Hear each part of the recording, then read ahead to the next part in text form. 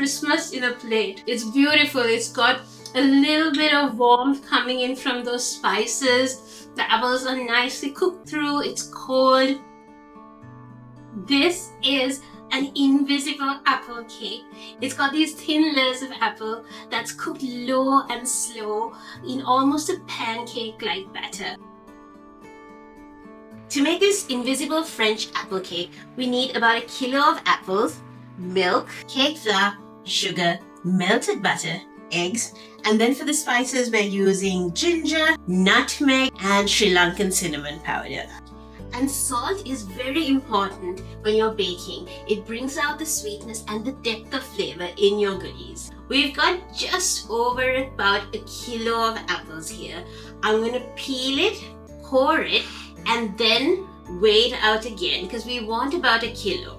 I'm doing a mix of green and red apples because I want you to have a little bit of a variety when it comes to texture and flavor.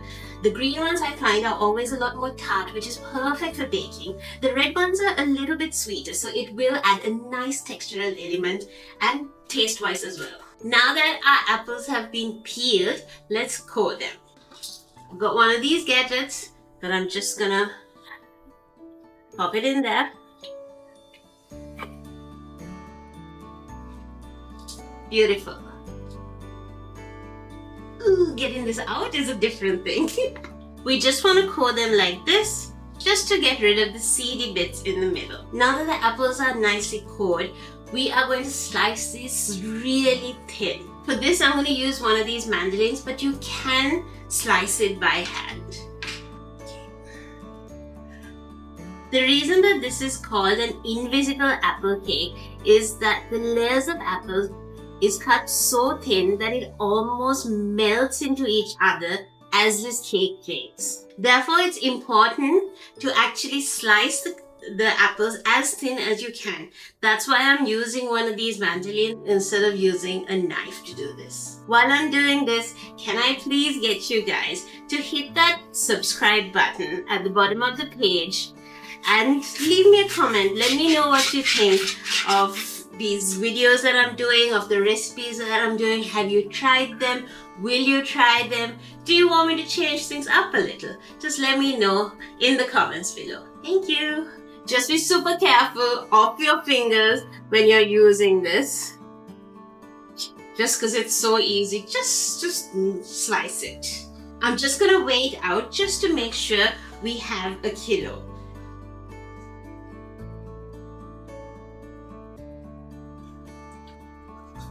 So we started off with about 1,200 grams of apples, so about just over 1 kilo. So once we peeled it and cored it, we have roughly about 1 kilo. Set this aside. Now we're going to make the batter for this cake. Into a bowl, add in your flour.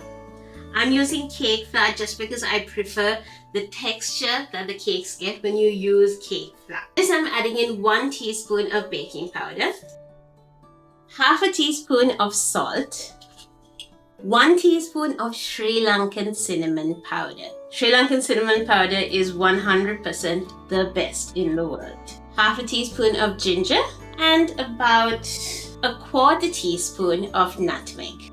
Give this a little whisk and set this aside. In a separate jug or bowl, we're going to mix in the milk, vanilla, and the melted butter. So pour your milk into your jug. To this, I'm adding in a dash of vanilla, maybe about 1 teaspoon or so, followed by our melted butter. And then give this a quick whisk just to combine everything together. And then set this aside. Grab your third bowl. This we're using a larger bowl because we are whisking the sugar and the eggs together in this. So this, add in your sugar and 3 eggs. 2 and 3. And then you whisk this together just until the sugar has dissolved into the eggs. Now you can do this with a stand mixer or a handheld electric mixer. It's definitely easier, but you know how I like to work out my arms before I eat the cake. So here we go.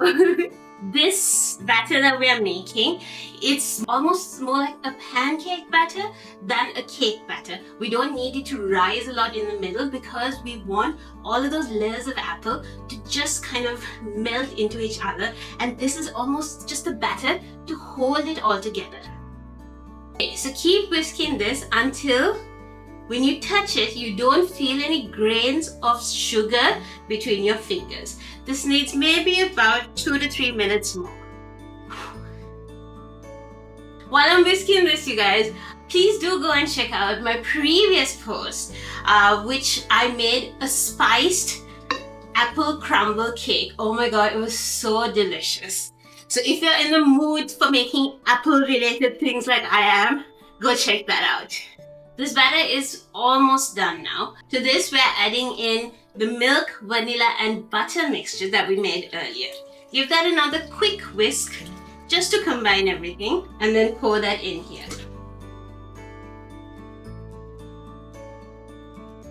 And then whisk that together. Now we're going to add the flour in, a spoonful at a time while whisking it into the batter. Get a big spoonful and sprinkle it in like this. And then you go in with the next spoonful and then whisk that in. As you're doing this, you see that this is starting to thicken up a little, but it's not thick the way a cake batter would be thick. It's thick the way a pancake mixture would be thick. And that's it. The cake batter is done. We're going to add the apples into the batter. Mix this through just so that all of these apple rings that we've cut out is coated in this batter.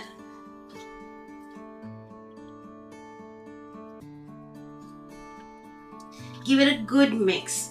Make sure to split up any apple rings that have got stuck to each other, and just make sure it's very well coated in all of that batter. Get rid of jewelry, go in with your fingers. Don't worry if the apples tend to break up a little bit because they are extremely thin. Beautiful. I'm just going to use just a little bit of the batter just to stick the paper onto this baking pan. Baking tray lined, oven preheated. Now let's layer on these apples into this baking tray.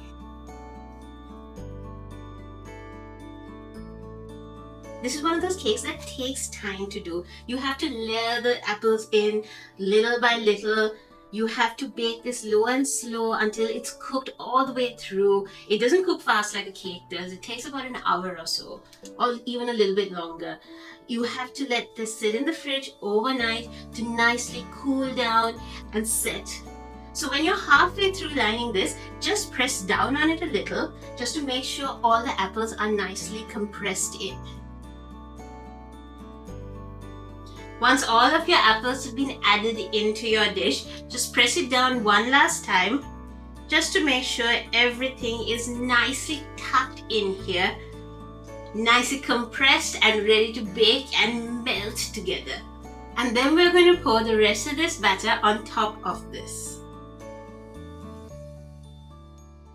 Give it a quick tap just to get rid of any air pockets that's stuck inside, and for the batter to just get into all of those little nooks and crannies in here. Put it on another baking tray just to make it easier to handle, and then pop it in your oven. This is going into the oven for about an hour, maybe a little bit longer, at about 180 Celsius. So this has been in the oven now for about 40 minutes. Just gonna press down on it. Still needs to cook a little bit longer. I'm just gonna turn this over so that the cake gets a nice even bake, and then pop it in. So this cake has now been in the oven for exactly 1 hour. It's perfectly cooked through. The apples are soft. The top's got like a little bit of brown to it. We're going to let this cool down completely on the counter, and then I will pop it in the fridge and let it chill overnight, better, because then the flavors will really develop, the layers will set, and then we can cut into it and reveal those beautiful, beautiful thin layers of apple. I can't wait, because right now my house smells incredible and it's taking all of the willpower I have not to just bite into this. I might just be really greedy and peel off a tiny bit. Oh my god, so yummy. I can't wait for tomorrow. Our invisible apple cake has now been sitting in the fridge overnight. So let's cut into this and reveal all those beautiful layers. Slide a spatula between the baking paper and the baking tin just to release everything. Look at how beautifully that comes out. Nice. The cake onto your dish. Sprinkle just a little bit of icing sugar over this. Okay, now for the moment of truth. Let's get into this.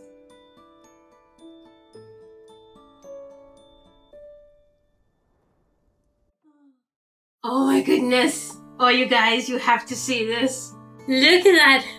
Look at all those layers. Thin layers of apple. Oh my goodness. Wowza.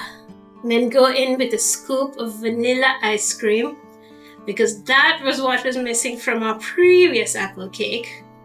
Yum! It looks beautiful. I can't wait to try it. Oh my god. It's like Christmas in a plate. It's beautiful. It's got a little bit of warmth coming in from those spices. The apples are nicely cooked through. It's cold. A little drizzle of caramel would have been amazing, but as it is, it's so good. You guys, you have to try making this at home. Delicious.